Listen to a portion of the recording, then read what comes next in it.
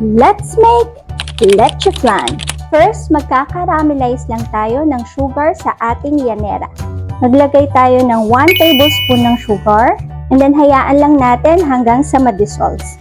So pag ganyan, pag nag-start na siyang mag-melt yung ating sugar, isa-swirl natin siya, ganyan, paikot-ikutin mo siya na ganyan, parang ginawa ng jowa mo sa'yo. So, paikot-ikutin mo lang siya ng ganyan para, hindi masunog, tsaka ma-distribute yung heat sa llanera.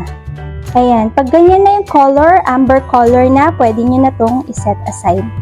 So, next naman, magsa-separate tayo ng egg whites and egg yolk. I will be using 10 pieces of large eggs. So, meron akong 3 bowls dito. So, first, ika-crack ko muna siya sa isa. Ayan. To make sure lang na walang bad egg na mahahalo. So, ayan. And then, isa-separate ko lang. Dito yung yellow. And then, dito ko lalagay yung white. Mama Mel's tip kung anong pwede nyo gawin sa white ng egg.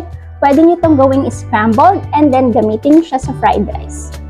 And then, i-break lang natin yung egg yolks ng dahan-dahan.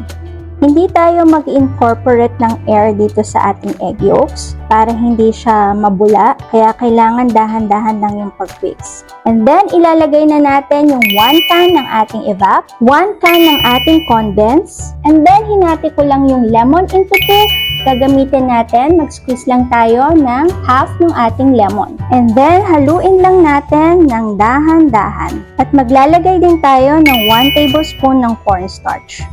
And then, haluin natin ng dahan-dahan. Pag well combined na, strain natin siya ng 3 times.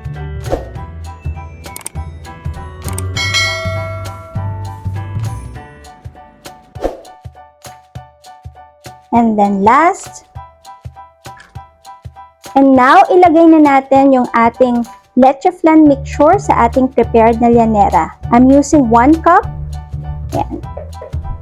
So, dito sa size ng llanera ko, mga around 1.5 yung naisalin natin. So, pag may nakita kayong bula-bula na ganyan, pwede nyo siyang scrape using spoon. Ayan, para maging smooth ang inyong leche flan. And then, takpan lang natin using aluminum foil. So, ayan, kumukulo na yung ating steamer. So, pag kumukulo na, lalagay lang natin sa lowest setting yung flame. In my case, kasi I'm using induction cooker. So, nilagay ko siya sa number 1, yung pinaka-lowest. And then, ilalagay na natin or i-steam na natin yung ating leche flan. So, yan na ilagay na natin yung ating leche flan sa ating steamer. Bali, steam natin siya for 1 hour. And then, the moment of truth. Wow! Super kinis niya.